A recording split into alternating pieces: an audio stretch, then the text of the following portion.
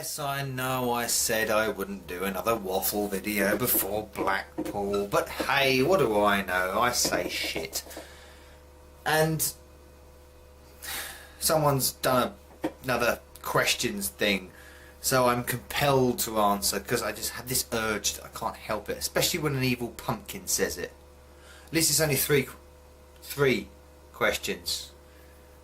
So that won't take too long. So in that case, I'm going to combine this with a little bit of a pickups video because I haven't done one of them for a while. Over the last month, I don't pick up a lot. I'm not frequent on that, but we'll go through them in a minute. What shall we do first? Let's address the PumpKing, shall we?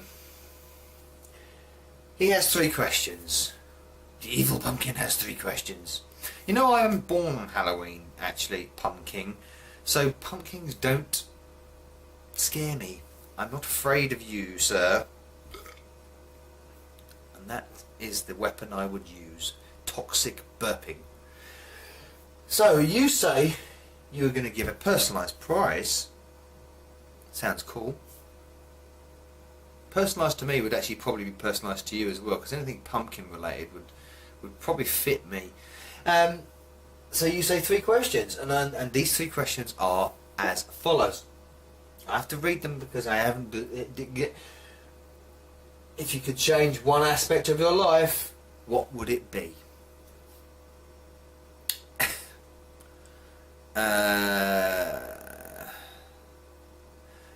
This is going to be a really boring and tedious and predictable answer. My finance situation. I am more than happy with my independence. I'm more than happy with my family and my wonderful girlfriend and my beautiful kids. That's what I have acquired in life at this point. To this point, it's fine. But I'm constantly stressing about money, even though I have a decent paid job. It's not the best. It's a monotonous as hell job, but it pays the bills, as we say. I prefer to have a job. I think maybe that's what I would change, actually. Not so much my finances, but to do a job that I love. To have a well-paid occupation that I love and I enjoy. Because I had that once. Well, I didn't love it, but I enjoyed it, certainly. And it got taken away from me from the fucking firm that made me redundant. And you know who you are. I will have my revenge. So, but yeah, that's what I would like to do. Something to do with gaming, clearly something to do with my interests. Anything to do with that. Any occupation involving my interests that I would bounce out of bed in the morning to do. That's what I would change. What is the worst film you have seen? I'm going to piss off a lot of people now. And you're going to type in the comments, oh, how can you say that? You know what? Every Quentin Tarantino film is bullshit. Sorry, I've said it. There it is. The guy is a lunatic.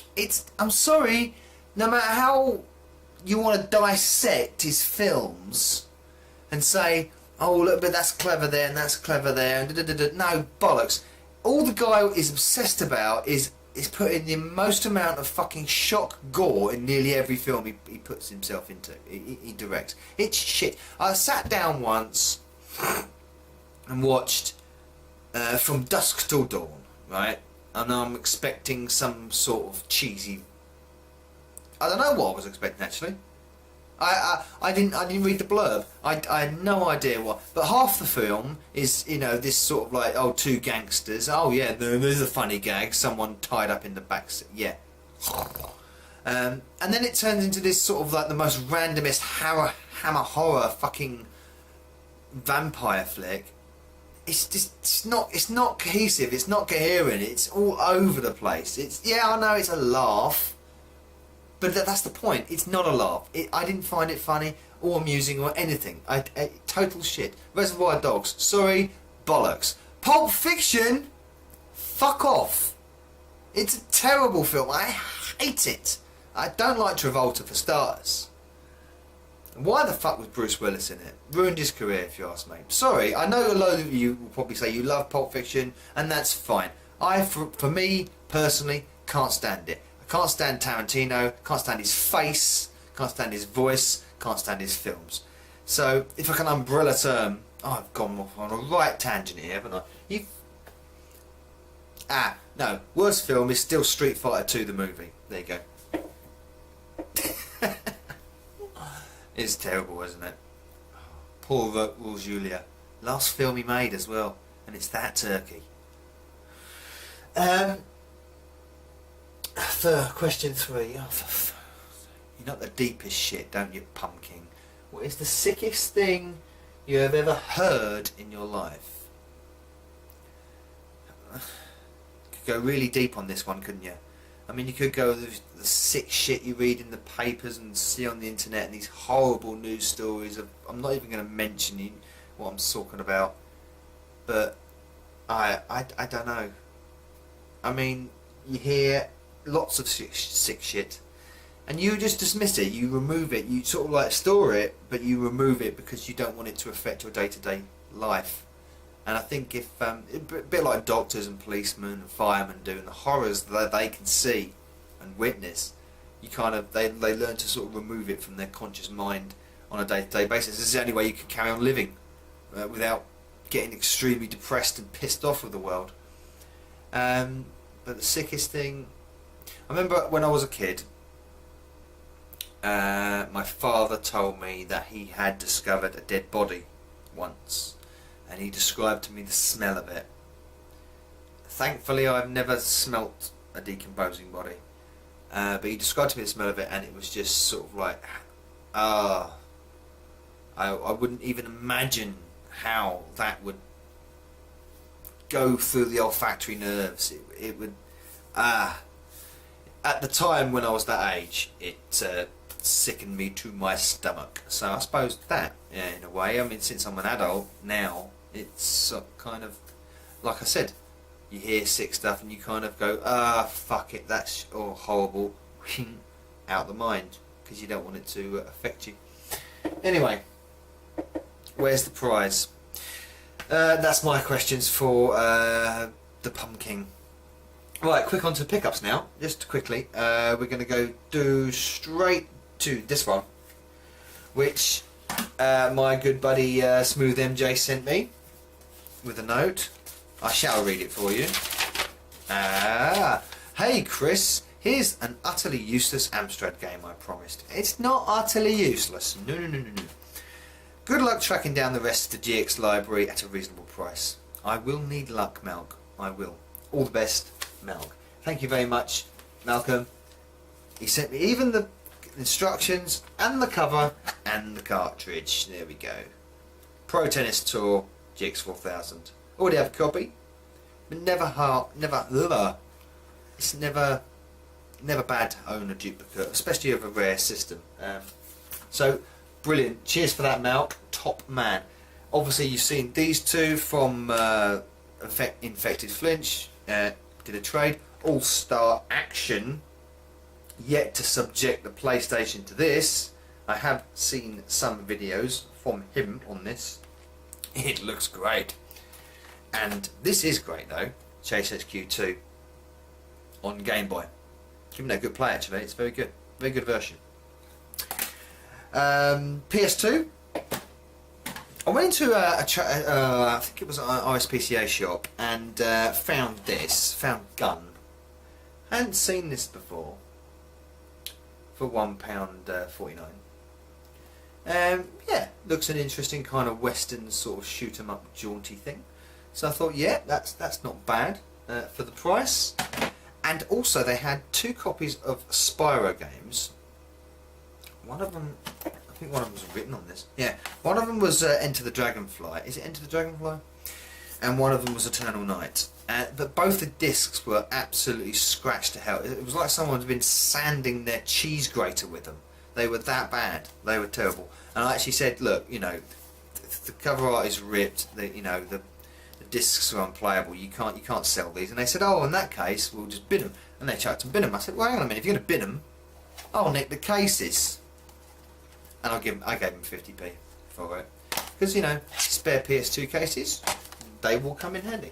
What a great pickup that was. Speaking of Spyro, I did get a decent Spyro game.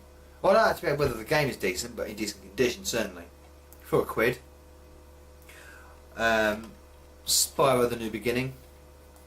So, yeah, lovely condition, boxed, instructions, mint. Can't say no for £1, can you? And you can't say no for £1 when you're talking about a bit of Need for Speed either. Underground 2.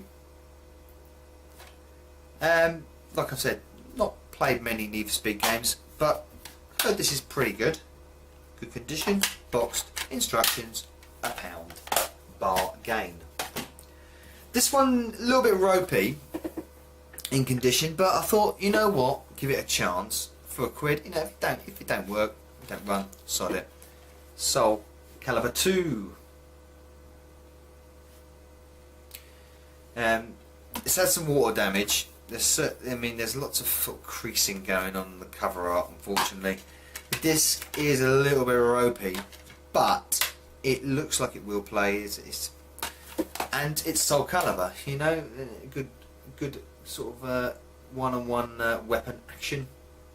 Can't wait to stick that in the PS2 actually when I get around to it. And then 2 off eBay.